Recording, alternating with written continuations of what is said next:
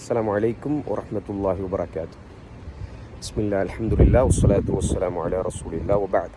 அன்பானவர்களே, தினமும் நாம் அல்லாஹ் சுப்ஹானஹு வ தஆலாவுக்கு மாறு செய்யக்கூடியவர்களாக, அல்லாஹ் தடுத்த விஷயங்களை, பாவகாரியங்களை சாதாரணமாக செய்யக்கூடியவர்களாக இருக்கின்றோம்.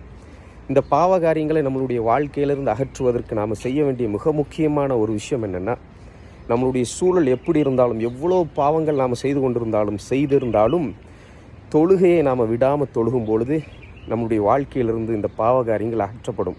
அல்லாஹ் சுப்ஹானஹு வ தஆலா நம்மை பாதுகாப்பான். அல்லாஹ் சொல்கின்றான், இன்ன ஸலாத்த தன்ஹா அனில் ஃபஹ்ஷாஇ வல் முன்கர். நிச்சயமாக தொழுகை அருவருப்பான பாவகாரியங்களிலிருந்து உங்களை பாதுகாக்கும் என்று.